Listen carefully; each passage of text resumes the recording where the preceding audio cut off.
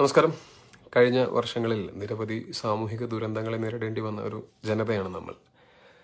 ഈ സാഹചര്യത്തിൽ പരസ്പര സഹായത്തിനും ജീവരക്ഷയ്ക്കായും മുന്നിട്ടിറങ്ങിയ ഒരുപാട് സന്നദ്ധ പ്രവർത്തകർ നമുക്ക് മുന്നിലുണ്ട്.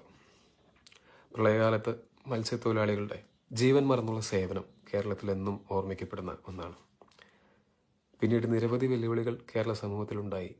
ഇവയെല്ലാം ജനകീയ കൂട്ടായ്മയിലൂടെ നേരിടാൻ കഴിഞ്ഞ ഒരു സമൂഹമായി നമ്മൾ മാറി. ഇന്ന് ലോകമാകമാനം പടർന്നു പിടിച്ച കോവിഡ് മഹാമാരിയുടെ ദുരിതത്തിലാണ് നമ്മൾ. കോവിഡ് നിയന്ത്രണ വിധേയമാക്കാനുള്ള ഗവൺമെന്റിന്റെ പ്രയത്നങ്ങൾക്കൊപ്പം ലക്ഷക്കണക്കിന് സന്നദ്ധ പ്രവർത്തകരാണ് അണിനിരക്കുന്നത്.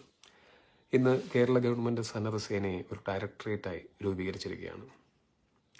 3.5 ലക്ഷത്തോളം സന്നദ്ധ പ്രവർത്തകർ ഇതിന്റെ ഭാഗമായി ഓൺലൈൻ രജിസ്ട്രേഷൻ പൂർത്തിയാക്കി എന്നത് ഏറെ അഭിമാനകരമായ ഒന്നാണ്. ഇപ്പോൾ ഓൺലൈൻ പരിശീലനവും ആരംഭിച്ചിരിക്കുന്നു. ഏറെ അഭിമാനപൂർവ്വം പറയട്ടെ, ഞാനൊരു സന്നദ്ധ സേന അംഗമാണ്. ഈ കൂട്ടായ്മയുടെ ബ്രാൻഡ് അംബാസഡർ പദവി ഏറ്റെടുക്കാൻ ഗവൺമെന്റ് എന്നെ ക്ഷണിച്ചു എന്നതിൽ എനിക്ക് ഏറെ സന്തോഷമുണ്ട്. അഭിമാനപൂർവ്വം ഞാൻ ഈ ചുമതല ഏറ്റെടുക്കുകയാണ്.